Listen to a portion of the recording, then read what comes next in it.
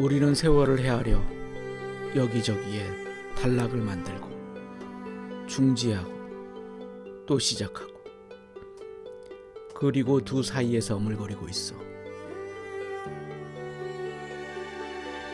우리는 결국 그저 존재하면 되는 겁니다. 다만 단순하게 그리고 절실하게 말이요.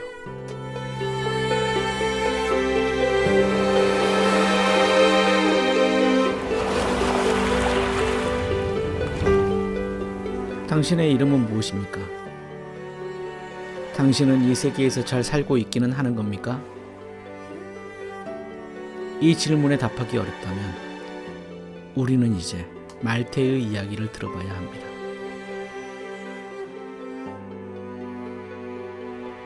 (28세의) 시인이 되기 위해서, 아니 이미 시인인지 모르는 말테는 지금 파리에 있습니다.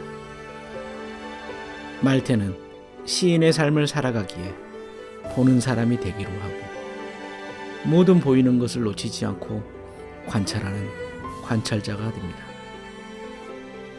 파리라는 대도시에 모이는 사람들은 모두 생존을 위해서, 즉 살기 위해서 오는 사람들이지만 그가 봤을 때는 반대로 그들이 죽으러 오는 것처럼 보입니다. 대도시에서 사는 사람들은 자신들의 얼굴을 가면으로 가린 채 마치 죽음으로 달려가는 사람들입니다. 그리고 그곳에서 사람들의 개인적 특성은 아주 철저히 무시됩니다.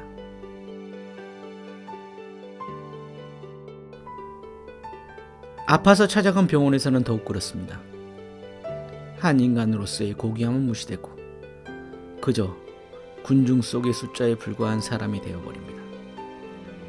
이는 마치 알베르 까미의 소설 페스트에서 처음에는 사람들의 죽음이 개별적이고 고귀하게 받아들여졌지만 시간이 지나면서 그저 숫자에 불과한 무감각한 죽음으로 변질되는 것하고 같습니다.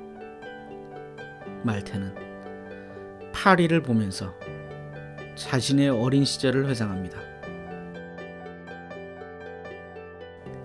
그것은 존재의 이유라는 시에서처럼 단절되고 이어지는 사이사이에서의 실존을 이야기하는 듯합니다.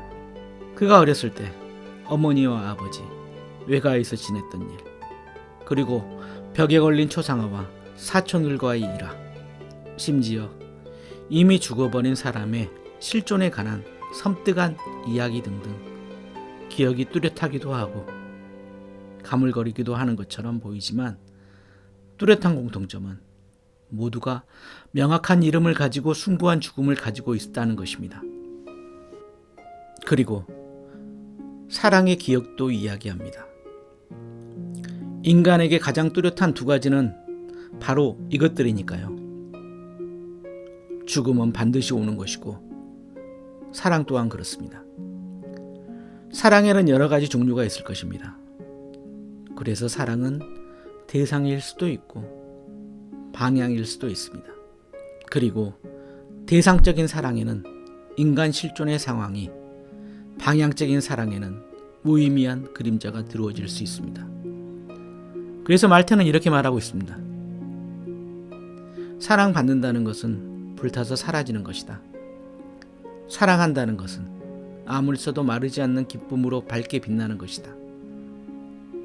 사랑받는다는 것은 사라지는 것이고 사랑한다는 것은 지속하는 것이다. 그렇게 말테는 사랑에 적극적이었던 예전의 여성들을 아직도 살아있는 사람들이라고 말합니다. 마지막으로 말테는 왜 자신이 집을 벗어나고 싶었는지에 대해서 말해줍니다. 자신의 집에서는 자신이 될 수 없었던 것입니다. 누군가에게 인정받아야 하고 무엇이 되기 위해서 가면을 써야 했고 거짓으로 생활을 해야 했던 것입니다. 그래서 그는 떠났습니다. 하지만 그가 간 파리는 사실 그가 떠나온 곳과 별반 다르지 않았습니다. 그렇게 그는 다시 집으로 돌아갑니다. 마치 돌아온 탕아처럼.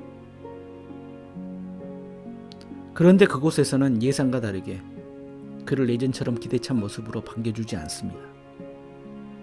하지만 마음대로 떠나서 돌아온 것에 대해서는 용서를 해줍니다. 말테는 그 용서마저도 사랑이라고 생각합니다.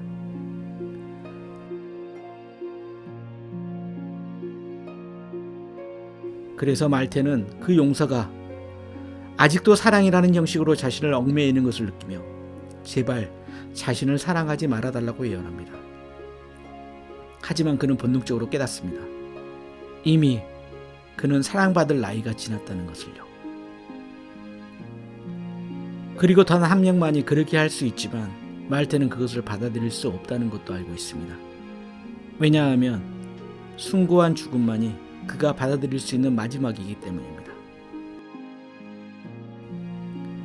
이제 다시 한번 묻습니다. 당신의 이름은 무엇입니까? 당신은 잘 지내고 있는 건가요? 이상 라이너 마리아 릴케의 말테의 숙이었습니다.